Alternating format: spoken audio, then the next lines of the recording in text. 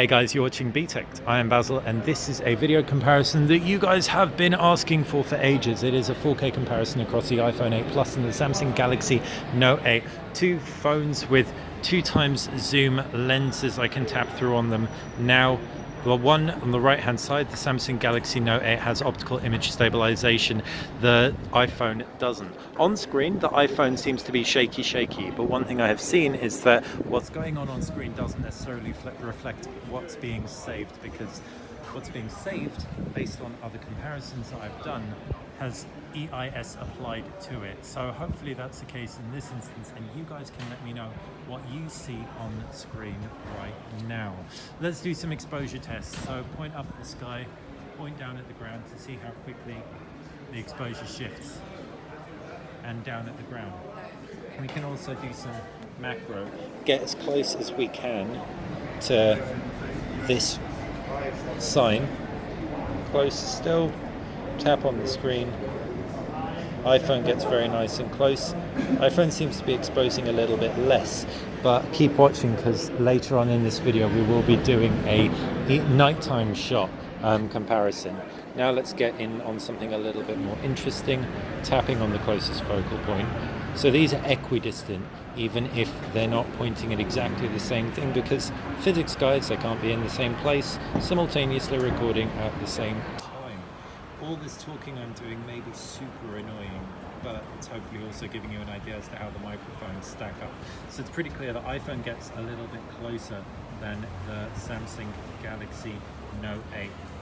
And it does actually seem, or feel at least, like it has ever so slightly tighter focal range, so it's narrower. So it's, you've got a more telephoto default field of view, even though they look very comparable side by side. Now let's test out the digital zoom. So we've got the 2x zoom versus 1x zoom right there. 2x zoom in, and you can see very comparable, slightly wider on the Samsung. But we can now pinch in all the way, up to a 10x zoom on the Samsung, and up to a 6x zoom on the iPhone. Focus on the beauty, and pan across. And given that's a 10x zoom on the Samsung, it's all looking pretty good to me.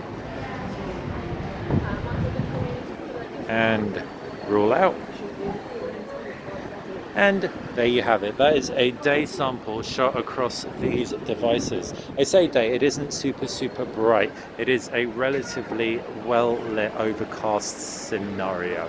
But now let's jump into selfie mode before we really put these to the test in low light.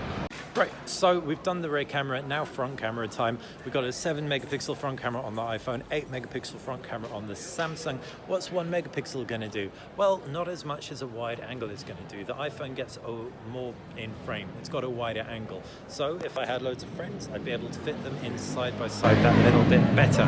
Which exposes better? We can test out backlit. So they're both exposing for my face pretty aggressively, much more so than the Sony, for example, that I tested out yesterday. If I do some panning, keeping my face in the center, you can see how the exposure shifts. My face is in frame. Both have facial recognition. Some random person just waved at me I've never met before.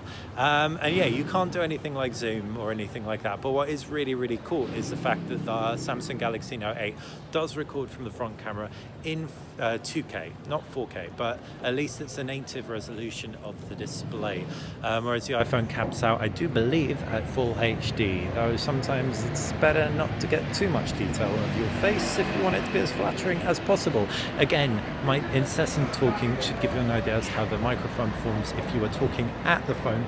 Now, final test, low light. And it's raining outdoors, so before we went outdoors, thought it would be a good idea to stay indoors and do a little quick sample with some extreme lighting areas.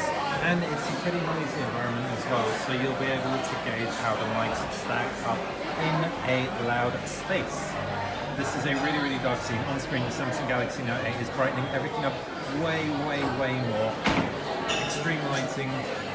It drops the exposure nicely. It seems to be doing a really good job. Looks like there's more bleeding on the iPhone, How about those second lenses zooming right in? And again, a bit more bleeding on the iPhone. You've got a really nice distinct line on the Samsung, but let me know what you see. And going into the super dark spots, less dark, and last sample, and it is raining. As you can see, I'm underneath some shelter so that I can grab this shot. Facing the highly lit conditions, or more like bright environment, you can see that the Samsung overexposes much more, so you can really clearly see what is going on. The iPhone seems to, based on what's going on screen, be that little bit more atmospheric. If I go to somewhere significantly darker, the iPhone looks bordering on pitch black, whereas I can clearly see detail from the Samsung. Exposure much higher, noise probably much higher as well. Let me know which you prefer. I guess having slightly less exposure as on the iPhone will be a little bit better for more atmospheric shots, people who are getting this for filmmaking, etc. Whereas the practicality of just being able to see what is going on, having that exposure increased on the Samsung, is pretty sweet. Can tap the zoom on both, and this is how the two zoom cameras stack up. So that's 2x zoom across both phones, and that's optical zoom. There's also optical image stabilization being factored in there, and now we can focus on a darker area and we'll be able to gauge noise comparison. If I brave the rain a little bit, we can see, fortunately both of these phones are water resistant. The iPhone is IP67, whereas the Samsung is IP68. We can focus on the puddle. That's the 2x zoom. Can pinch in on the iPhone all the way for the 6x. Pinch in on the Samsung all the way for the 10x.